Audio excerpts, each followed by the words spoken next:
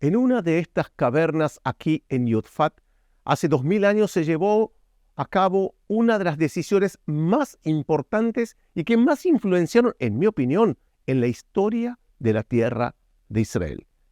¿Y qué decisión fue tomada aquí? Recordemos primero que los romanos habían entrado en Yodfat, habían arrasado con todo. Mataron hombres, mujeres, niños, ancianos, de todo, una verdadera masacre.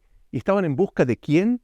Sí, del general Yosef ben Matitiau, que, por cierto, él había huido junto con un grupo de rebeldes a tomar una decisión en una de estas cavernas.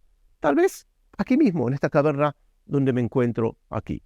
¿Y qué decisión debían tomar? O nos entregamos a los romanos y ya era sabido que iba a ocurrir. O los mataban o los vendían como esclavos. O se mataban, se suicidaban.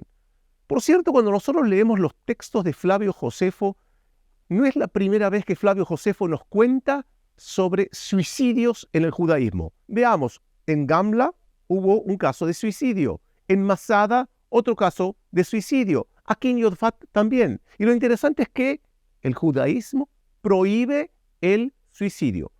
Es una curiosidad que algunos historiadores, algunos especialistas se debaten si realmente hubo suicidio o no en estos lugares. Pero volvamos al relato aquí de esta caverna.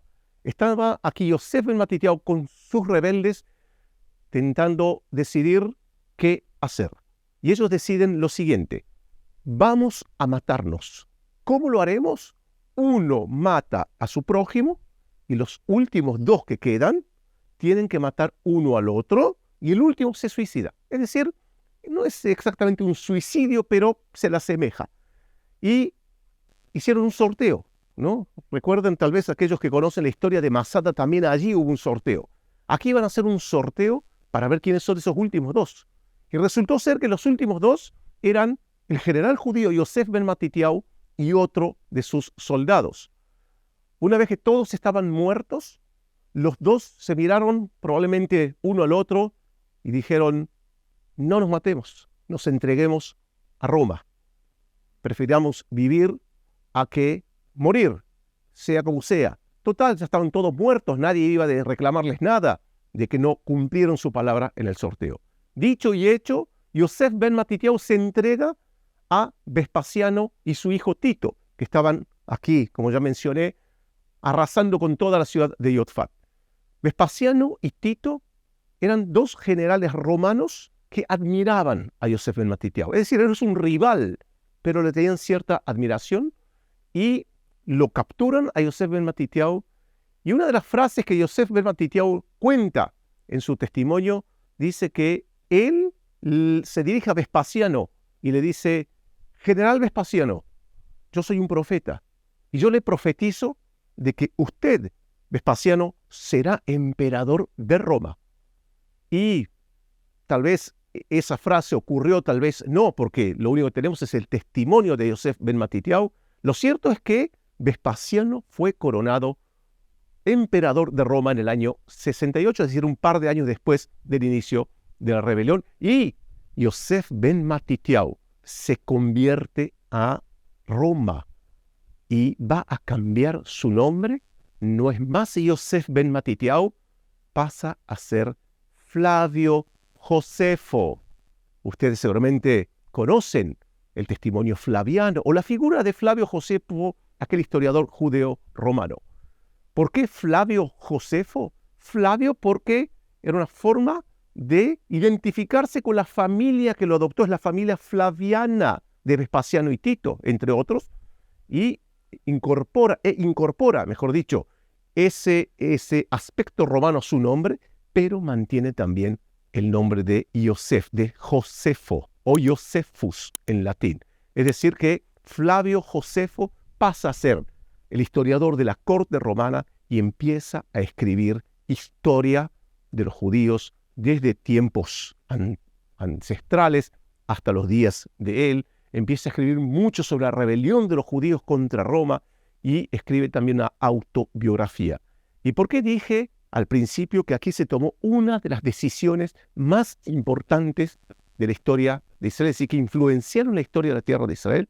Porque imagínense que Flavio Josefo, es decir, Yosef ben Matitiao en ese momento, se hubiese suicidado o lo hubiesen matado. No sabríamos muchos aspectos que gracias a Flavio Yosef o Flavio Josefo sabemos sobre la tierra de Israel, principalmente en la época del siglo I de nuestra era. Es decir, gracias a que Yosef ben Matitiao se entrega a Roma, es que podemos saber no solamente la historia de Yotfat, sino muchas otras historias relacionadas a Masada, Gamla, Jerusalén, Herodes el Grande. Y, por supuesto, Flavio Josefo también menciona a Jesús, Juan el Bautista, entre importantes. Así que todo eso ocurre aquí, en esta caverna.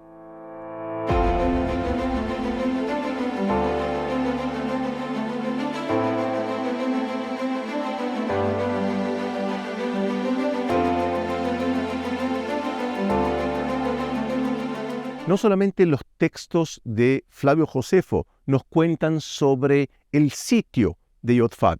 Es decir, en el caso de Flavio Josefo fue un testimonio de primera persona, porque él cuenta cómo él termina entregándose a los romanos. Pero también la arqueología, la evidencia arqueológica en este lugar es contundente y nos da la pauta de que aquí no solamente había una ciudad judía, muy próspera relativamente porque se encontraron casas, restos de casas muy bonitas, se encontraron restos de mikvaot. ¿Qué son mikvaot? Son baños, piscinas para baños rituales y que se encontraron inclusive mikvaot individuales, lo que demuestra también que había la posibilidad de que una persona en su casa tenga su propia mikve. Es decir, se encontraron restos arqueológicos que también nos muestran la cantidad enorme de cisternas para la acumulación de agua. ¿Por qué digo que es importante eso?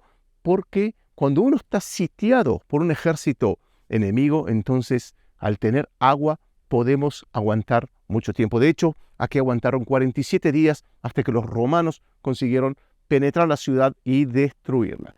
Pero uno de los hallazgos arqueológicos impactantes que quiero mostrarles es una piedra que se encontró aquí, y ustedes ahora pueden ver esta imagen, ¿no?, de una piedra que fue tallada en ambos lados, bien, y en uno de los lados está una especie de mausoleo o una tumba, si quieren, y del otro lado está un símbolo como de un cangrejo, ¿no?, que era el símbolo justamente del cangrejo, así como en el horóscopo de hoy en día, el cangrejo era el símbolo del mes de Tamuz. Entonces, los historiadores, los arqueólogos llegaron a la conclusión que esta piedra que se encontró aquí, de un lado un mausoleo, una tumba, y del otro lado un símbolo de un cangrejo que simboliza el mes de Tamuz, nos dice lo siguiente, que probablemente habrá sido un rebelde que en sus últimos momentos, ya sabiendo que los romanos iban a entrar aquí, ¿no?, entonces talló en una piedra lo que él estaba sintiendo. Por un lado, la proximidad de la muerte, y por otro lado, que eso iba a ocurrir en el mes de Tamuz. Y una coincidencia, o no, es que Flavio Josefo nos cuenta que el asedio romano, la conquista de Yotfat, fue en el mes de Tamuz. Entonces vemos aquí una muestra arqueológica, una evidencia arqueológica fascinante, fantástica, de lo que probablemente sentían los rebeldes judíos previo a la conquista de los romanos. Y otros hallazgos arqueológicos, y aquí voy a pedir que la cámara me acompañe. En este pozo, probablemente también era un pozo de agua, se encontraron numerosos huesos de hombres, mujeres y niños. Huesos que tenían marca de lanzas atravesadas. Lo que se cree es que los restos óseos eran de personas que sucumbieron ante la agresión, el ataque, la furia romana cuando entraron aquí en Yotfat. Muy probablemente los romanos dejaron los cuerpos tirados ahí, por un lado para mostrar a otros lo que les puede llegar a ocurrir, segundo para que vengan animales y devoren los cuerpos aquí, es decir, una forma bien cruda, bien cruel, sanguinaria, y se cree que después que todo eso ocurrió, algunos judíos retornaron aquí y enterraron los huesos en una tumba común, una fosa común, una tumba, como se dice en hebreo, kever ahim, una tumba de hermanos. Y es curioso que luego que eso ocurrió, ya después con las excavaciones en la modernidad, el Estado de Israel rindió homenaje a estos rebeldes o a estas víctimas de la furia romana, del ataque romano, y crearon aquí un monumento recordando la memoria de aquellos rebeldes judíos. Y otra cosa muy curiosa, antes estuvimos en la caverna, les conté que Flavio Josefo con 40 rebeldes estaban escondidos, reunidos allí, tratando de decidir qué hacer. En una de esas cavernas se encontraron 32 huesos de hombres. Y se cree que esos huesos pertenecían a aquellos hombres rebeldes que se reunieron en el sorteo para ver quién iba a matar a quién y quiénes iban a ser los últimos en suicidarse. Y ese es el fin de la historia de Yodfat, la trágica historia de Yodfat. Espero que les haya gustado el contenido de este video que hemos preparado para todos ustedes, y si les gustó, pueden hacer like, me gusta aquí, pueden también inscribirse al canal y recibir todo el tiempo contenido súper interesante sobre la historia y la arqueología de la tierra de Israel. Para mí ha sido un gusto y los veo en el próximo video.